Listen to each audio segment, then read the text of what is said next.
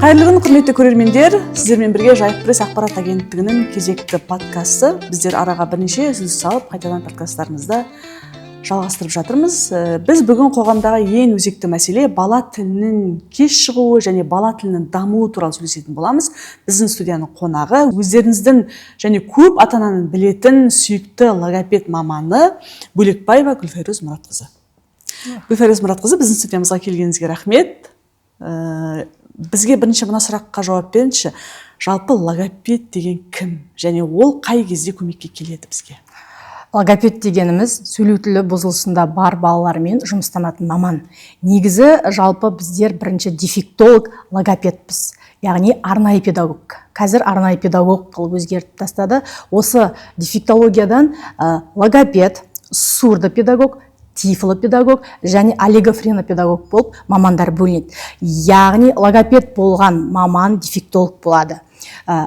Логопед сөйлеу тілі бұзылыстарымен жұмыс жасайды. Оның ішіне сөздік қорының аздығы, дыбыс айтудың бұзылуы, осылар жатады. Гүлфайрuz, сөзіңіз аузыңызда. Демек, логопед адамның сөйлеу қабілетіне жауап береді, дефектолог ойлау қабілетіне жауап береді. Дефектолог ойлау, есте сақтау, зейін тұрақтандыру, баланың қабылдауына, осы бірінші осы бағытта жұмыстанады да, одан кейін біз сөйлеу тіліне түсеміз. Егер балада ойлау, танымдық қабілет, бала зейіні тұрақсыз болса, ол мен логопед маман жұмыстана алмайды. Демек, бірінші дефектологқа барады. Иә. Негізі бірінші дефектологқа барады. Қазір осылай дефектологқа барады, сосын логопедке баратын болды. Бұрын қалай біз барлығын бір маман жұмыстанатын едік. Енді қазіргі балалардың бұзылысының күрделенуіне байланысты біздер дефектолог бірінші айналысады, одан кейін логопед айналысатын болып жатыр. Заман талабына сай өзгеріп жатыр бізде. Кішкене мамандықтарда сәл өзгеріс бар дейсіз ғой. Енді мынаны айтыңызшы, қазір енді міне әне-міне оқу жылы басталады. Жаз бойына біздің ата-аналарымыз балаларын логопедке тасиды, дефектологқа тасиды. Себебі қазір тілі кеш шығатын бала көп, Мұның себебін зерттеп көрдіңіз бе? Бұл көп қойылатын сұрақтардың бірі және қазіргі өзекті мәселелердің бірі. Бұрынғыдай біз тек инфекциялық аурулар, ата-анасының жүктілікке дайындалмауы деп қарастыратын болсақ, және қазір органикалық, яғни мидың зақымдалуы, босанғандағы әртүрлі қиындықтар деп білеміз. Және де соңғы кезде осы гаджет, телефондан да баланың кешеуілдеуі де осыған байланысты. Және де гиперопека дейміз. Яғни балаға шектен тыс қамқор болуы ата-аналардың ол да баланың дамуына шектеу болады. Жаңа айтыватсың ғой, шектен тыс қамқор болу. Ол қалай әсер етеді балаға? Содан баланы тым қамқорлап жіберсе де дамуында кедергі бола ма? Былай айтайық. Баланы мысалы гиперопеканы былай қарастыруға болады. Қазір бұрын біздер салыстыратын болсақ, өзіміз дамыдық. Ата-анамыз жұмыста, біздер өзіміз дамып, ойнап, яғни ойнаса, ойлау процесі дамиды. Ары қарай, мысалы, қамқор болып, ағамыз, інімізге айтқан нұсқауларын тыңдап, мама келе жатыр дегенше бәрін жуып қойып, дайындап, бізде барлығын өзіміз ойлайтын деңгейде болдық.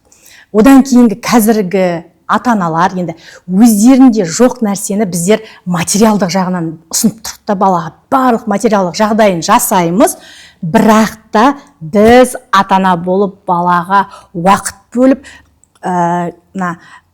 өздеріне уақыт арнамаймыз. Яғни ол баламен ойнап, сөйлесіп, қарым-қатынасқа түсіп, бізде анада андай ойыншық бар екен деп бәрін әкеліп береміз, бірақ сол ойыншықпен ойнайтын ата-ана аз болып жатыр. Енді ол қалай әсер етеді? Кейбір енді ата-ана, мен оны көпке топырақ шашқым келмейді. Жалпы бір кішкене бағыттарын айтып жатырмын ғой. Мынандай болады, бала жүріп келе жатады, қазір бала бірде деп алайық, жүріп келе жатады, тасқа құлап қалады. Ол тасты ата-анасы алып тастайды да, баласын көтеріп алып кетеді. Ол тасты алмау керек, сол жерде тұру керек, екінші күні бала жүргенде одан айналып өту керек. Ол кезде бала ойланды. Біз кедергілерін алып тастап, қыттай нәрсе көрінбейді, ол көзге көрінбейтін нәрселер да, мысалы таспана алып тастап, екінші күні ол жерде жоқ, бала жүріп кетеді. Ол тасты алып тастамаса, екінші күні келе жатады, ода ойлау процесі. Мына жер тас бар ғой деп аттап өтеді, или айналып өту керек еді. Біздер барлық балаға келе жатырған өзіміз қолмен алып тастап жатыр. Яғни баланың ойлау процесіне мүмкіндік бермей жатыр. Ойламасақ, ол бала сөйлемейді. Бір бұзылыстан екінші бұзылысқа ол жалғаса береді. Мен сіздің орталықта болдым ғой, Гүлферис. Сол кезде мені таңғалдырған бір жағдай бар. Сіздің орталықта кәдімгі қарапайым ауылдың тастарын әкеліп қойғансыз. Ауылдың қарапайым кәдімгі шөбін әкеліп қойған, сол қорадағы шөпті. Бұларды сонда сіз қалай пайдаланасыз, не істейсіз? Баланы шөпке отырғызасыз ба, не істейсіз? Бұл жалпы мына соңғы кездегі менің өзім практикамда, өзім тәжірибемде 10 жыл бұрын осы нәрсе басталды. Яғни бізде сипап сезудің бұзылысы. Сипап сезу дегеніміз сенсорлық бұзылыс деп аталады. Сенсорлық бұзылыс дегеніміз балалардың мида ақпаратты қабылдай алмауы. Яғни ол, мысалы, ағаш болса, ағаштың ағаш екенін, шөптің әртүрлі бала денеге рецепторларды тітіркендіре алмайды. Гиперчувствительный болады, яғни бала бірден етсе уже тітіркенетін болады. Бала қазір сезбей қалып жатыр. Ол үшін баяғы біздің ауылдағы нәрселердің барлығы керек. Мысалы, қараңыз, бала дамиды. Бала дамып келе жатады, бізде жүйесі болады. Мысалы, 2 айлығында бала уілдейді дейміз. 2 айлығында бала мойын көтереді. Бала 6 айлығында бала отыра бастайды, 6 айлығында балада былдыр болады. 9 айлығында бала уже еңбектей бастайды. Сөздер шығады. 1 жасында бала жүреді, 1 жаста бала мама деп айтады. Яғни баланың моторикасымен, жалпы моторикасымен сөйлеу тілі бірге келе жатыр. Енді 1 жастан кейін біздің сөздік қорымыз көбейіп, арғы деңгейге түсу керек. Осы салада бала дамып келе жатырғанда біз баланың толықтай еңбектеуіне көп көңіл бөлуіміз керек. Себебі бала еңбектеп бастайды. Еңбектеп бастағаннан кейін әртүрлі жерде заттар жатады. Қатты, әртүрлі тітіркендіргіштер, соны алып, аузына салып қалатын период болады. Ол кезде бала уже мынау жейтін зат, жемейтін зат миға сигнал барады. Әр нәрседен балаға сигнал. Яғни ұстағанда да, мынау ыстық дейді, пешке уже жақындамай, ары қарай еңбектеп кететін ойлау процесі дамиды. Осы кезде баланың сипап сезуі әр нәрсеге дамиды. Және де осы кезде балалар қазір айтады, ата-аналар ашы жемейді, болмаса басқа фрукты жемейді, жемістер, жидектер жемейді, көкөніс жемейді, бала езілген тамақ жемейді дейді. Осы салада баланы, яғни сүттен тамақ беруге кезде бірден тәтті нәрсені бермеу керек. Балаға көкөністерден бастап, пюреларын сондай нәрседен беру керек. Біздер тәттіден бастаймыз да, одан кейін бала жемей қалады. Яғни сипап сезу, иіс сезудің, дәм сезудің рөлі ерекше. Ол осы сипап сезуге кіреді. Қазір балалар біреулер тойғанын білмейді, біреулер тамақ мүлдем жемейтін, тамақ жемейтін адамдар бар.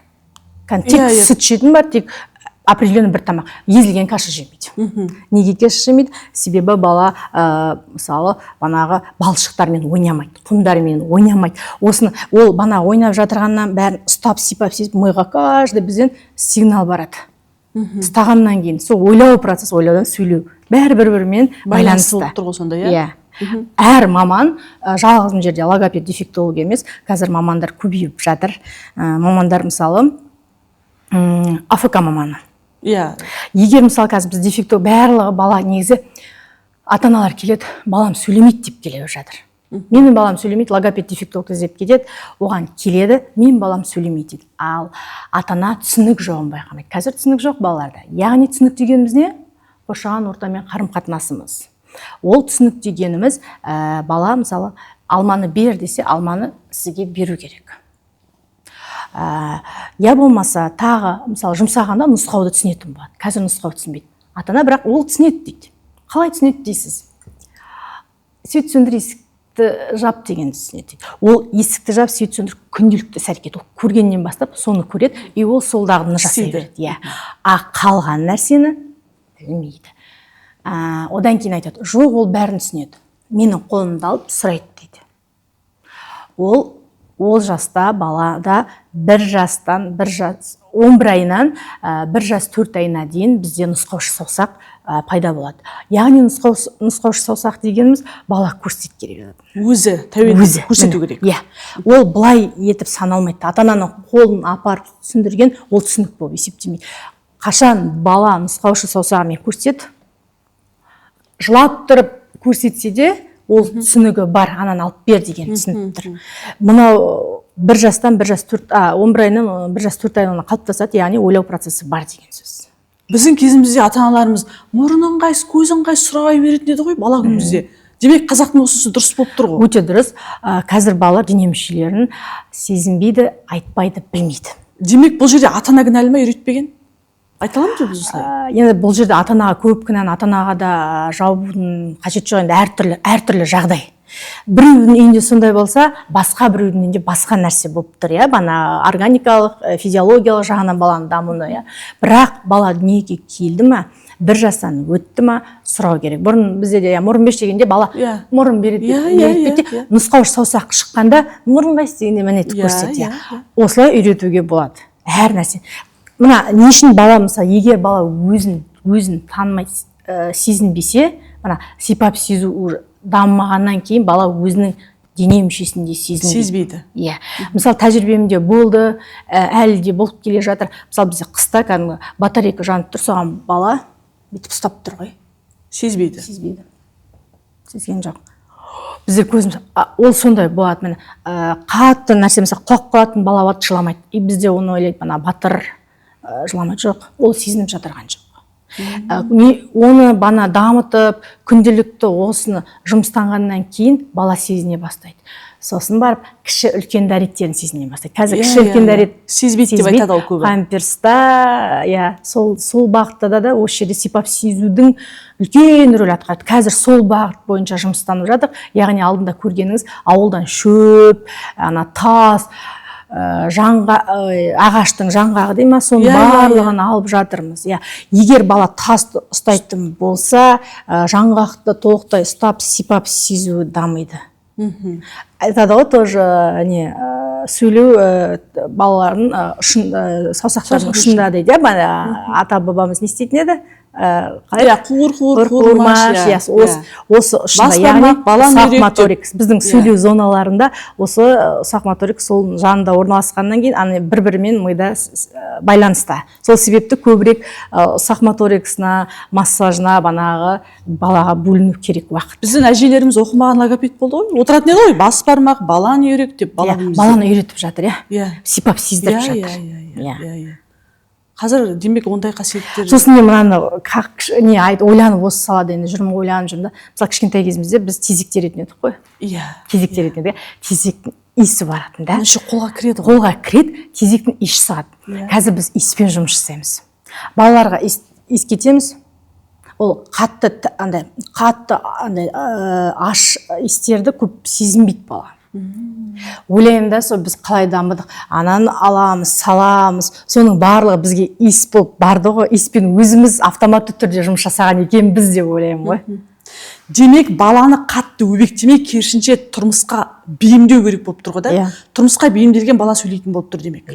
Қарым-қатынасқа түсу. Қарым-қатынасқа түсе алады. Одан кейін қазіргі кезде баланың көзге қарамау желіп бір жатыр. Былай айтайын. Бұл тұрақсыздық па сонда? Балада бұзылыс болады, Мен бұзылысы бар балалар, енді өздеріңіз білесіздер, көзге қарамайды, атына қарамайды деп айтамыз. Бірақ та біздің қалыпты балаларымыздың көзіне қарамауын ата-аналар байқамай бара жатыр. Менде соңғы кезде диагностика жасағанда осы жоқ, көзге қарайды дейді. Бала көзге қараған сияқты болады, құшақтайды, бірақ бүйтіп қаралынбайды негізі. Одан кейін міне ата-ана қараңызшы. Балаға көрсем затпен қарайды, затқа қарайды, бірақ мына өзіміздің көзімізбен қарым-қатынасымызға қарамайды, қарым-қатынасқа түсе алмайды. Ол затқа қарау арқылы көзге қарайды. Неге ол мысалы қалыпты балаларда не үшін болуы мүмкін? Потому что ата-анамыз оған ден қойып бүйтіп тұрып сөйлемейміз. Ана бала құшақтап отырғанда елжірейміз, бірақ көзге қарап жатырған сияқты болады. Ол білінбейді құттай. Бүйтіп қарасақ бала 3 секунд қарайтын болады, 4 секунд қарайды да жіберіп тастайды. Егер балаға ойыншықпен қарататын болсаң, қолына зат алып қарататын болсаң, бала қарайды. Ол да біздің қазіргі гаджеттардың әсерінен болады. Себебі мынандай неге қарап отырып қалған дейсіз балада. Мысалы, қазір бала артпен жүре алмайды. Арттағы нені ұстай алмайды. Иә, осы туралы сөйлесейікші. Осыны қазір көп адам айтады да, тіпті қазір ересек адамдардың өздері артқа дұрыс жүре алмайды деп айтады. Себебі адамдар қаншалықты осына жеңіл өмірге бейімделіп кеткен дейді. Ал енді осы да сөйлеуге әсер ете ме сонда? Иә. Біздің мына жалпы моторикамыз ғой. Жалпы моторика бана айттым, кезеңдерімен сөйлеуге қалай әсер ете отырамыз, еңбектейміз, жүреміз, иә. Одан кейін біздің балаларымыздың негізі мына ата-аналарға кеңес айтайын деп едім.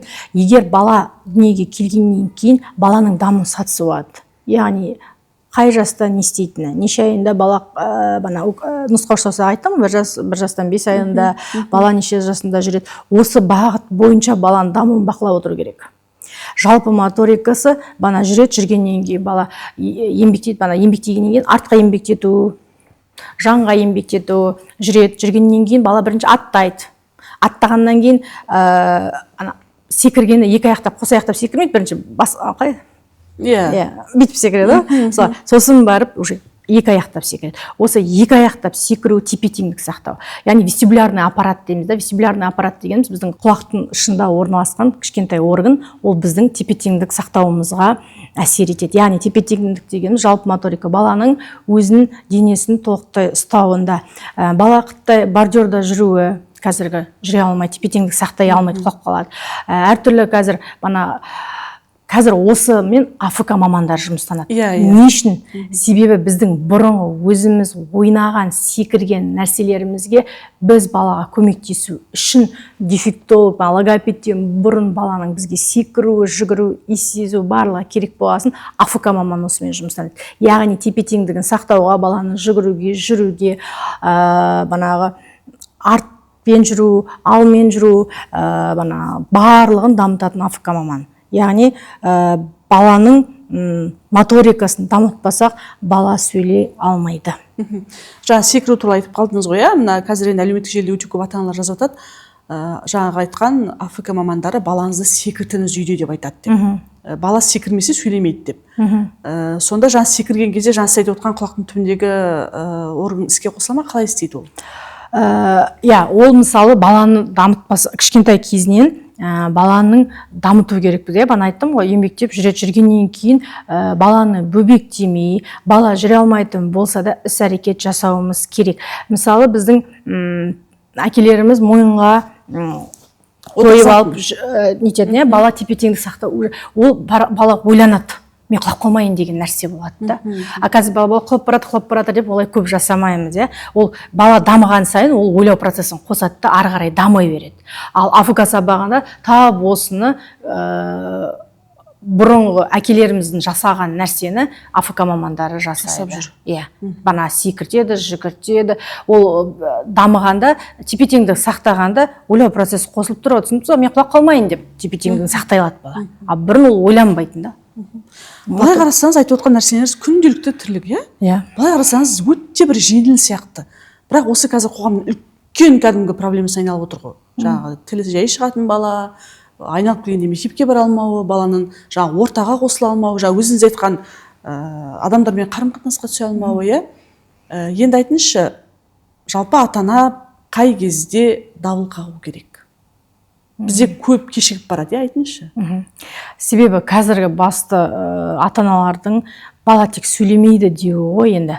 Бірақ мына сөйлемеуден бұрын бана мен айтып жүрген түсінік жатыр. Егер баланың түсінігі болса, ары қарай сөйлеп кетеді.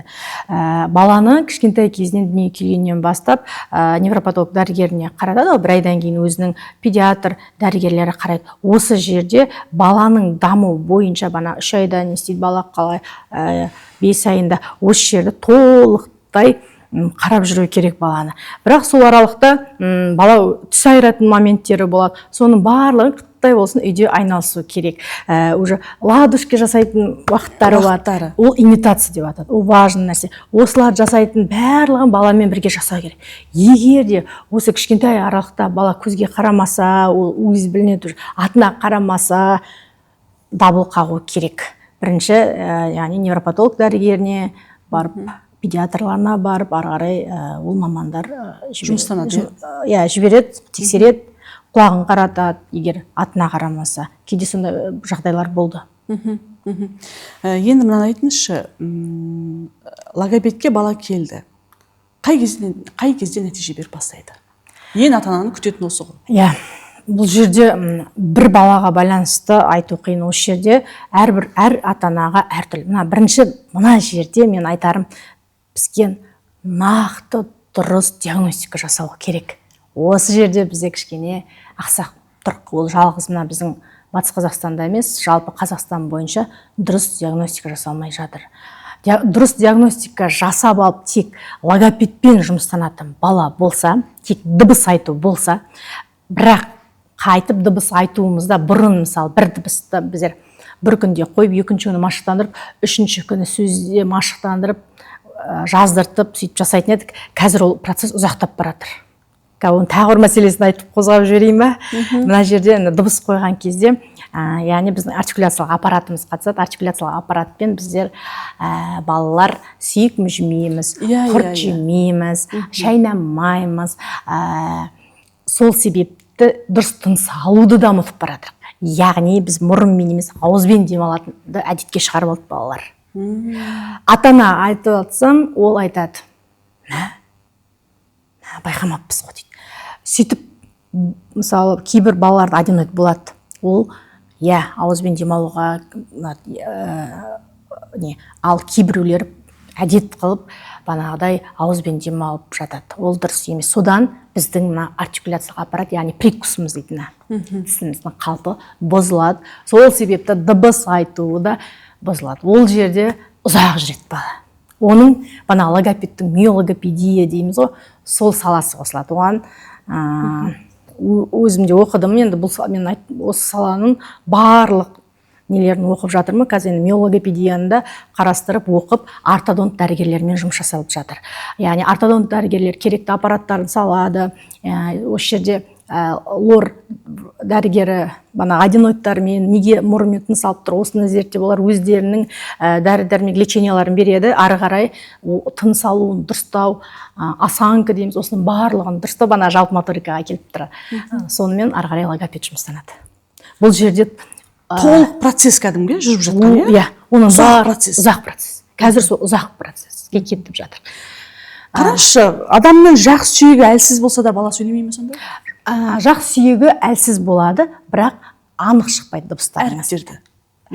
Әріпті біз көреміз, жазамыз, дыбысты айтамыз. Дыбыстары дұрысталмайды. Яғни дыбысты, мысалы, әлсіз болғаннан кейін тілінің қалпы барлық әлсіз болады. Сол себепті анық емес, былай сөйлейді: мен кем, аузын ашпайды. Бұрында қазақтар міңгірлемеш дейтін еді. Олар аузын ашпайды. Енді ол баламен шайнап, жұмыс жасамағаннан ол анық шықпайды. Сол себепті біз логопедиялық массаж жасаймыз. Сол себепті біздер қазір мына жерде қай уақытта баламен қалай жұмыстанатынын толықтай айта алмаймыз. Бұл тек дыбыс қоюдың бір бөлігі ғана. Одан кейін, мысалы, сөздік қормен жұмыс жасаймыз. Балада запуск речи деген болады. Запуск речи, егер бала қалыпты болса, тек түсініп тұр, ары қарай сөздерді айта алмай болғанда запуск речи жасайды, яғни дефектолог логопед. Ол да бір әр балада әртүрлі. Егер бала толықтай жүгіріп секіретін, еңбектеп толықтай жалпы моторикасы дамыса, оңайлау болады. Баламен жұмыстану. Бұл 4-5 айдың көлемінде тек жеке сөздер шығады. Содан кейін бар сөз тіркесіне өтеміз. Баланың жасына байланысты. Яғни баланың жасы кішкентай болса, соғұрлым нәтиже тез болады. Неғұрлым ерте апару керек маманға. Ал енді банаға айтып жатырған кішкентай балаларымыз дефектолог, АФК, логопедпен барлығымен кешенді сабақ алатын болса, кейбір балаларымыз бар 6 ай жүрген. Мысалы, түсінікті қалыптастыруға кейбір балалар 6 ай кетеді. Күнде келеді кейбіреулер. Кейбіреулер аптасына 3 рет келеді. Бұл жерде кесіп айту мүмкін емес. Әр бала әртүрлі. Оны диагностикаға келгенде ата-анаға толықтай түсіндіріліп айтылады. Мысалы, мына баламның қорытындысы осындай. бірінші кейбір балаларға болады бана АФК-ны да дефектологты да логопедті қосатын кез болады. Кейде логопедті қоспай тек психолог пен АФК қосылатын уақыт болады. Оны баланың бұзылысына байланысты диагностикада көрінеді. Осы жерді мұқият қарап мен анықтағанда ғана примерно кішкене айта аламыз енді бұл жерде. Бізде ата-ана, бала, педагог осы үш бұрышты болып жұмыс жасау керек. Егер мына жерде маман жұмыстанды, мына жақта ата-ана істемесе, нәтиже болмайды. Нәтиже болмайды. Мынаны айтыңызшы, балада бола ма агрессия көрсететін кездер сіздерге? Иә. Ол кезде кім көмекке келеді? Не істейсіздер баланы? Қалай? Қараңыздар, әртүрлі бұзылыстардың ішінде агрессия көрсету бар ғой балада. Кейбір балаларда, мысалы, біздер тамақтануды да қазір барлығын қозғалып жатыр ғой, негізі барлығы дұрыс. Бірақ біз әлі бір жүйеге келе алмай жатыр. Кейбір балаларда диета ұстап жүреді, ұстап жүргеннен кейін балаға тәтті тамақ или ұн тағамдарын қатты жегеннен кейін балада несі күшейеді. Сол кездерде басталады балада. Тыңдамау, мұғалімдерді тырнау. Осы кезде баланы тыныштандыру үшін біздер әртүрлі методтар бар да, ол әртүрлі метод балаға байланысты, баланың қорытындысына байланысты. Енді біздер қазір диагноз деп көп сөйлеп кеттік, бірақ ол қорытынды. Сол қорытындысына байланысты балаға әртүрлі методтарды пайдаланамыз. Жаңа айтып қалдыңыз ғой, сенсорлық төзбеушілік деп та. Сол сенсорлық төзбеушілік бұл нақты бір диагноз ба, әлде бұл да бір қабілет сияқты дүние ме, тек баланың бойында? Жоқ, сенсорлық бұзылыс дегеніміз әр балада, әр үлкен кісілерде де бәрінде де кездеседі. Иә. Ана кейде болады бір киімді киіп алып тастамайды, сондай кісілер де айтады, сенсорлық төзбеушілік ол да соған жатады деп та. Ол барлық адамда болады. Бірақ біреуінде гиперчувствительный, біреуінде көп сезім аз болады, сезімталдылығы аз болады. Соны балансқа келтіру керек. Сол кезде мидың ойлау процестерін дамытуға болады. Жаңа айтып жатсыз ғой да, мысалға жаңа сенсорлық төзбеушілік деген тақырыпқа қайтып келсек, кейбіреулер жаңа денесі сипап сезбейді, а кейбіреулер дыбысқа өте не болады дейді. Қатты дыбыстарға басын құлағын жауады. Кейбір үйдегі кейбір ата-аналар әлеуметтік желілерде жазып жатады. Мен даже үйдегі шаң сорғышты қоссам, балам шыңғырады дейді құлағы. Шаң сорғыштың дыбысын да шығармайды. Бұл да сенсорлық бұзылыс. Сенсорлық бұзылысқа бана айттым ғой, көру, есту, дәм сезу, иіс сезу. Даже дәм сезу дейді? Иә, дәм сезу кіреді. Сипап сезу, денелерін толықтай сезіну, осы барлығы кіреді. Бұл әртүрлі. Мысалы, денесін бітіргеннен кейін дәм сезуге кіріседі, иіс сезуге кіріседі, иіс сезуге өте. Кейбір енді қазір бар балаларымыз үлкен дәреттен кейін сезбейді иісін. Отыра береді. Енді қазір өкінішке орай ата-аналарда балдар 2-ге келгенше, 3-ге келгенше памперспен жүргізеді ғой. Ол да бар. Енді мына жерге біз бала күнімізде уже үйдегі әжелеріміз 2 айдан бастап бүйтіп ұстап отырады баланы. 3 айдан бастап бүйтіп тосып үйретіп. Осы дұрыс па деймін кейде? Оған баланың ойлауына әсер беруіміз керек. Ол ойлау үшін сипап сезуіміз. Яғни бала жерде, қатты жерде, жұмсақ жерде, әртүрлі жерде бала еңбектеп жүру, табан, жалаң аяқ жүру, сезіну керек. Мына төменгі жақтың барлығын сезу үшін сезінеді, содан кейін кіші дәрет, үлкен дәрет шығады. Сосын көрсету керек күнделікті. Енді қараңыздар, мысалы, мынандай нәрсе бар да бізде қазір. Біз ата-ана енді ерекше балалары болады. Бар, мен оны түсінемін, ата-аналарға өте қиын қазіргі ата-аналарға. Бір емес, 2 баладан, 3 баладан болып жатыр қазір, өте қиын. Бірақ та біздер мынаны ұмытпауымыз керек. Бала болады, бірақ үйретуден талмауымыз керек. Біз ол балаларды қоғамға бейімдеуіміз керек. Ол кіші дәретті де, үлкен дәретті де үйретуіміз керек. Ол үйренбейді деген нәрсе жоқ. Күнделікті бір іс-әрекетті балаға қайталай берсек, ол жасайды. Ол үйренеді. Сөйтіп айтады ғой, үйренеді. Бізде мысалы логопед, мысалы біздер ешқандай мысалы баланың дәрі еш нәрсе бермейміз ғой, мысалы, бірақ біз күнделікті коррекциялық сабақта күнделікті бір дағдыны үйрету арқылы баладан шығарамыз. Төзім керек, айтыңызшы. Өте. Енді бір нәрсені 90 рет айтып отыру үшін үлкен төзім керек. Бірақ оны бір нәрсені күнделікті тұрғызып қойып бір нәрсені істете бермейсіз, бірақ соны іс-әрекеттерін өзгерте бересіз. Мысалы, бүгін дене мысалы нұсқаушы саусағын бүгін мысалы мыльный пузырьді жардық па мысалы указательныйды көрсету үшін, екінші күні мысалы қолымызға шарды кигізіп мына указательныйды шығарып сурет салғызамыз деген сияқты. Соны үйрету арқылы бірақ күндегі әрекетін өзгереміз. Бірақ түп нәрсеміз нұсқаушы саусақты шығару деген сияқты болады. Гүлфайруз, қазір біздің ең жиі еститін нәрсеміз бұл аутизм. Яғни аутист бала дейміз. Енді аутист бала деу қаншалықты дұрыс екенін де өзіңіз айтып кеттіңіз. Жалпы балаларға диагноз қою уақыты да менше ұзап кететін сияқты осы. Жаңа өзіңіз айтып жатсыз ғой, ата-аналар сенделіп жүріп қалады деп. Осы мәселені туралы ойыңызды бөлісіп беріңізші. Қазір енді барлығы осы туралы ақпараттар көп, ата-ананың өзекті мәселесі ғой. Енді қазір қарым-қатынас пен әлеуметтік өзара әрекеттестіктің қиындықтары деп қазір соңғы кезде осылай атаймыз. Жалпы бұл жерде баланы кішкентайынан дұрыс қорытынды жасай алмай жатыр деп айтып жатыр. Біздер бана дәрігерлерге барамыз, толықтай қорытындысын ала алмаймыз. Мына жерде толықтай қорытындыны психиатр қояды.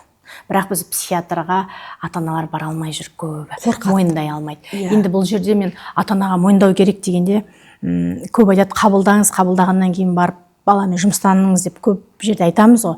Енді балаға қиындарақ болады, бірақ ерте бастан баламен жұмыстанып, одан кейін барып бала осындай бұзылыстары бар деп ары қарай ата-ана жұмыстанып, одан кейін ерте психиатр дәрігеріне көрсетсе, ата-ана үшін жеңіл болады. Яғни бала сондай деп айтылса, оның тексеретін методикалары бөлек. Біз логопед ретінде біз оларға қоя алмаймыз ондай қорытынды.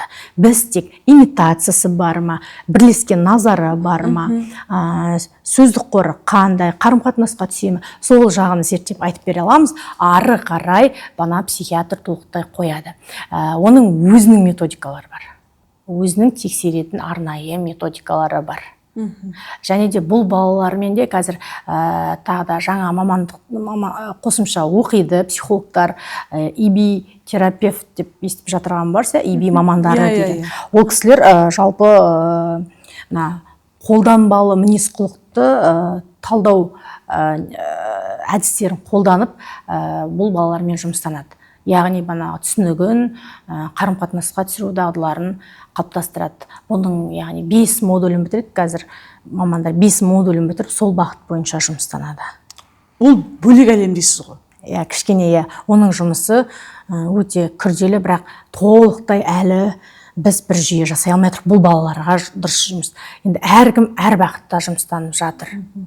Дәрігерлерде әлі де толықтай ол жақта да бір жүйе жасалынбай жатыр. Яғни ата-ана біресе біздер остеопатқа барады, біресе невропатологқа барамыз, банағыдай. Енді ата-ана бала үшін барлығын жасауға тырысады. Бір жерден жақсы болса, сол жаққа барып, бірақ бұл балаларды коррекция, күнделікті дағдыларды үйрету, қоғамға бейімдеу, қарым-қатынасқа түсіру. Қарым-қатынас, ал егер бала ол ондай деп баланы қойып тастайтын болсақ, бала ары қарай дамымайды. Күнделікті коррекциялық жұмыстар жүргізілу керек. Сізге келе ме бұл диагнозбен балалар? Бар, көп емес, бар. Жұмыстанасыз? Бізде маман жеткіліксіз. Бар банағы мамандармен жұмыстанып жатырмыз. Кейбір балалар, яғни солай болып келіп, ондай қорытынды болмай қалған жағдайлар бар. Айтып тұрмын, бұл жерде баланы тексергенде ол ұзақ тексерілетін әртүрлі методикаларды қолданып, баланы көбірек бақылау керек. Бір бала болды, осылай диагноз қойылды деп келіп, банаға 4 айдан кейін, 6 айдан кейін баланы түсіне қалыптасып, коммуникацияға түсіп кетті. Яғни қарым-қатынас дегеніміз міне. Сізбен біз түсінуі сөздің солай түсіп кеткенде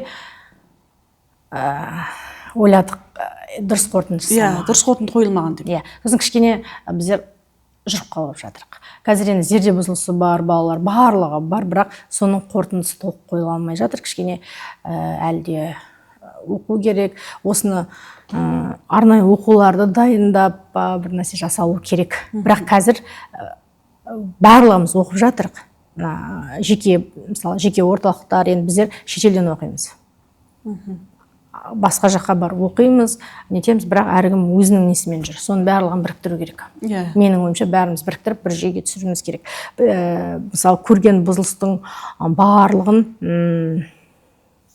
қорытындылап, мысалы, менің өзімнің тәжірибемді сүйене отырып жасап, бағанағы мысалы сіздің орталығыңыз болса, сіздің тәжірибеңізге сүйеніп, соған қандай осы барлық балаларды неге түсірмеуіміз керек қой. Кейбір балалар жай даммай қалады, кейбір бағанағыдай. Енді қарапайым жай даммай қалған баламыз қоғамға бейімдеп тастауымыз керек қой. Уақыт өткізе алмай. Егер бала қаралмай қалатын болса, ол бағанағыдай кете береді. Яғни психологиялық даму тежелген, ЗПР деп айтамыз, одан ары қарай қиындай береді. Енді логопедтер туралы сөйлесейік. Қазір әлеуметтік желіде неше түрлі жарнама жүр. 2 ай оқып логопед болыңыз, 10 күн оқып логопед болыңыз. Қазір нағыз табыстың көзі осы дейді. Не айтасыз? Осыған кішкене мен басында көп көтеріп жүрдім осы мәселені интернет желісінде. Көп адамдар қарсы шықты, бағанағыдай осы жақында, осы жазда да осы бір ситуация болды осындай. Неге? Себебі бұл оңай мамандық көреді енді барлығы. Бана Инстаграм желісінде бізде бана бәрі бір салып атады пирамиданы, ана жер жасап отырғанда бір просто баламен уақыт өткізіп отырған сияқты көрінетін болғасын, және де сөйтіп ойлайды ата-аналар. Бұл олай емес. Негізі ол 2 ай оққанда логопед бола алмайды, 3 ай оққанда да логопед бола алмайды. Мысалы, мен өзім 4 жыл оқып, ары қарай күнделікті оқып жүреміз, ізденіп жүреміз, балалардың бұзылысына байланысты оқып жатырмыз. Ол меңгерілетін нәрсе емес. Енді қазір енді заман талабына сай маман жетіспегеннен де оқиды, бірақ та менің оқығанда айтарым педагогикалық білімі болу керек. Қазір бізде техникалық маманмен оқып жатырғандарға мен енді қарсымын. Бірақ та егер ол педагог болып, бұл жағда оқитын болса, кішкене баламен жұмысты біледі. Ал бана 2 ай оған, қазір енді жұмыс, кейбір адамдар жұмыс таба алмағасын, осыны өзіме де шығып жатады, оқытасыз ба деп. Ол енді мен өзіме нетілген ата-аналарға айтамын, ол қиын, ондай емес. Педагогикалық образованиеңіз бар ма десем, жоқ, бағанағыдай. Балам сондай болды деп. Кейбір ата-аналар бағанағы баласына байланысты, кейбірлер шын мәнінде табыс табу үшін. Енді табыс табу үшін дегенде, бұл енді қатты бір табысты деп айта алмаймын. Жұмыс жасалғанға байланысты беріледі. Мен өзім жалпы осы кезге поликлиникада, мектепте де жұмыс жасадым, сондай айлық алынады. Енді мынаны айтыңызшы, қазір осы нені өзгерту керек деп ойлайсыз? Көзқарасты өзгерту керек па, әлде жүйені өзгерту керек па? Жаңа айтасыз, бізде қарапайым диагностиканы өзі дұрыс қойылмайды деп жатырсыз. Сосын мына балаларды қарайтын комиссия бар ғой арнайы, сол комиссияның да жұмысына мысалы қазір көп сын айтады. Сол жерден әлде бастап түзелу керек па бұл мәселе? Енді балық басынан шірейді дейді. Балық басынан шірейді дейді. Біз енді бұл саланы мен енді 15 жыл қызмет атқарып келемін. Жүйені орнықтыру үшін біздер жоғары жақ бізді тыңдаса дейміз. Неге? Өйткені біз осы балалармен жұмыс жасап жатырмыз. Көкнесін білесіздер. Бір нәрсе, мысалы, мен өзім қазір мектепте де жасаймын, жалпы мектепте.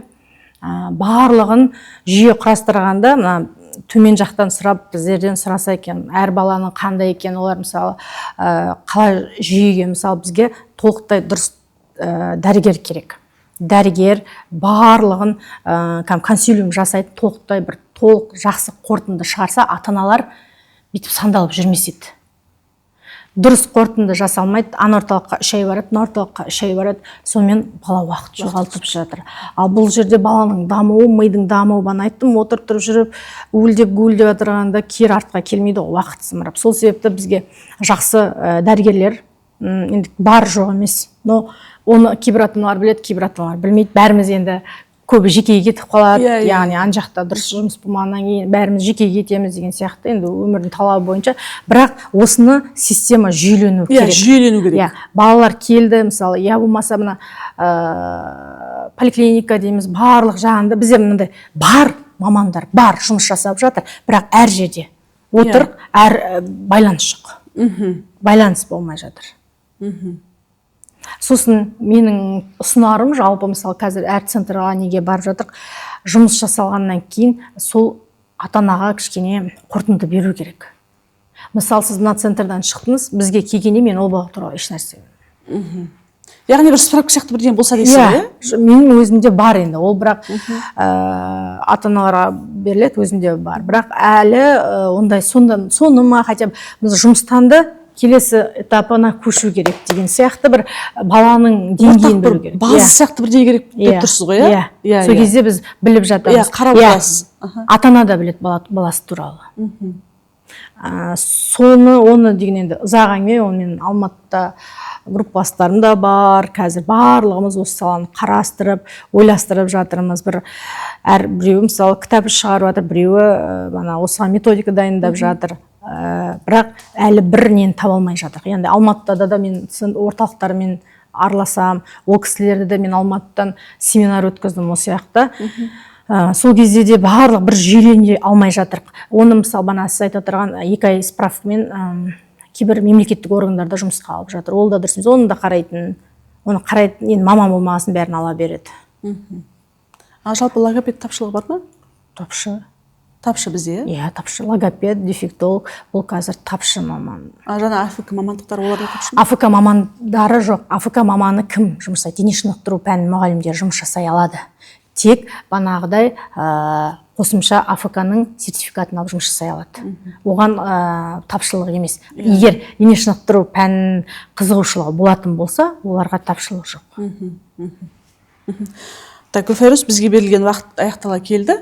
Сондықтан сізге бір қорытынды сөз берейін.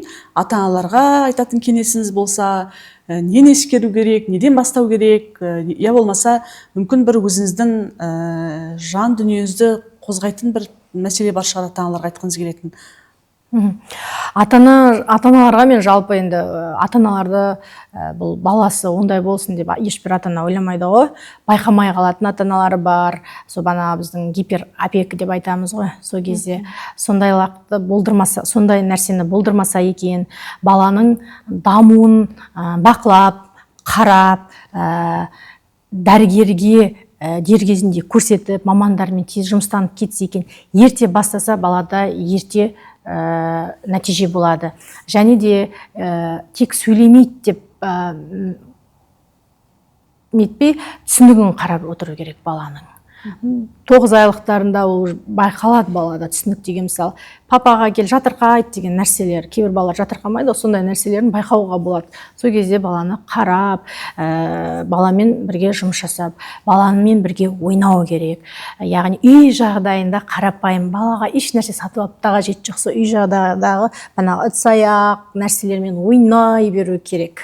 Үлкен аяқ киімді кигізіп қойып сүйретіп жүрсе де баламен уақыт бөліп балаға ойнау керек, жалпы соны айтқым келеді. Және де ата-аналарға айтатыным, енді мұқият маманға барғанда да маманның жұмыс бағытын барлығын қарап, дипломын ба, осы салада бар ма, жоқ па, балаға қандай жоспарлар құрылды, не істейді, барлығын қарап, сұрап жұмыстан. Себебі олай нетпесе уақыт жоғалтылады. Уақыт жоғалтылады да, бала сосын бізде қалай кейбір ата-аналар мектепке баратын шағында кешеді келді, әбден мектепке барайын деп жатыр. Бала 6-да. Балада сөздік қорасы мүлдем. Мектепке жақын, бізде бір тірегенде тақап жүреміз өзіміз бәрін. Соны тақамай бір уақыт бөліп қарасақ екен деген. Ертерек қимылда. Мысалы қазір айтып тұрмын ғой, біздер жалпы жасап жатырған жұмысымыз біздің бұрынғы ата-әжелеріміздің жасаған, әкелеріміздің жасаған нәрсені біз оқып жатырық, бірақ оқығанда күлеміз, мынаны бұрын өзім жасайтын едік қой, мынаны анам істейтін еді ғой деген сияқты нәрселер. Кестетік еді, айтпақшы кестетік ғой. Қыздарға кестетік тіретін. Жүн түту, сенсорика, сипап сезу. Соның барлығын ойлайсың да, оны біз еще бір жерден курс алып, оқып, шығып отырғанда, мынау біздің бұрынғы ғой деген сияқты еске түседі. Сол себепті өзіңіз кішкентай кезіңізде қалай ойнадыңыз, соны балаларыңызбен бірге ойнасаңыздар, және айтатыным, балаларыңызды аямай, кәдімгі мочалкамен денелерін ысқылау керексіздер.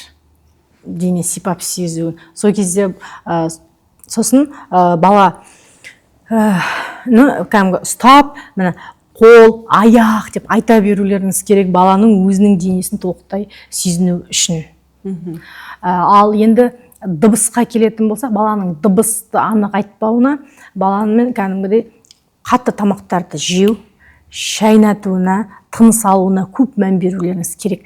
Егер осы жағдай болмаса, кеше мен осы жақында ортодонттармен, тағы жаңа ортодонтпен кездесіп жатырмын. Мен әртүрлі ортодонттармен жұмыс жасаймын. Сол кісі айтады да, біздер мына соңғы ақыл тістерін жұлып тастап жатыр дейді. Неге десе, себебі сыймай жатыр дейді тістер.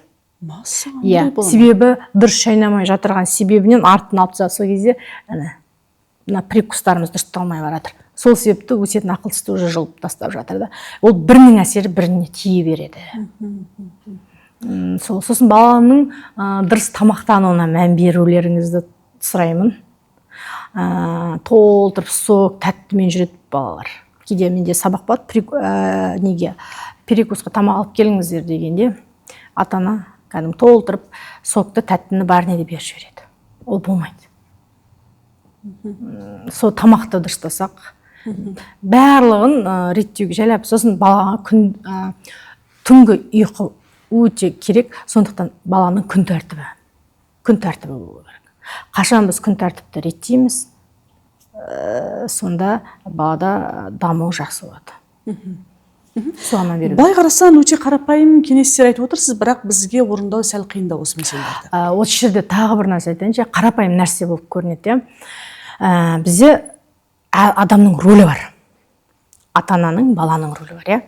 Мысалы, қазіргі ата-аналарға қытайын ететін, мысалы, бала оны істемейді. Ол болмайды. Оны істей алмайды. Қашан баланы үйретпесе, ол істемейді. Яғни сіздің анасыз, ол бала. Рөлді шатастырмау керек. Қазіргі бізде рөл баланы бірінші орынға қойып тұрды, ата-ана үндемей қалып тұр. Ол істемейді. Ана біледі ғой балаға не жақсы екен. Сондықтан ана қаншалықты баламен сол үйретеді, ананың рөлі ана, баланың рөлі бала болып қалу керек. Бұл кейбір ата-аналарға қатысты, бәрін емес. Өзімнің тәжірибемде кездескен нәрселерді жүйелеп айтып жатырғаным ғой. Рөлді шатастырмауымыз керек. Әркімнің рөлі бар.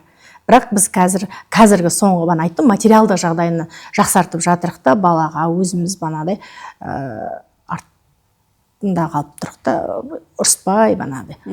Кейде дауысты көтеру керек. Кейбір балаларға дауысты көтеру керек. Кейбір балаларға дауысты көтермейсіздер. Әртүрлі болады. Бана баланың дамуына байланысты жүйеленеді. Кейбір ата-ана айтады, болмайды да қалуға. Жақсы. Ол бала тыңдамайды. Жұмыс өнбейді, нәтиже болмайды. Кейбір балаға дауысты көтеріп тұру керек. Сол кезде бала орындайды. Ал кейбір бала оған жайымен айтқан істеді. Бірақ ол барлығын дұрыс қорытынды жасап алу керек. Яғни баланы зерттеу керек. Баланы зерттеу. Ол мысалы кейде біздер 45 минут диагностика жасағанда ол зерттелінбейді, бала көрінбейді. Ол сабақтың барысында шығады баламен. Мінезі кейін көрінеді дейсіз ғой баланы да? Күнделікті бір нәрсені көріп отырасың. Сол бағыт бойынша сосын жұмыстану керек болады. Рахмет, Гүлфәруз, сізге көп-көп. Осы подкаст біздің ата-аналар үшін, жалпы біздің оралдықтар үшін өте пайдалы подкаст болады деп сенем. Сізге уақыт бөліп келгеніңізге үлкен рахмет. Жұмысыңызға табыс тілейміз. Рахмет шақырғаныңызға. Құрметті көрермендер, біздің кезекті подкастымыз осымен аяқталды. Бізбен бірге болыңыздар. Біздерді әлеуметтік желілерден, яғни Instagram, Facebook, YouTube әлеуметтік желілерінен оқи жүріңіздер.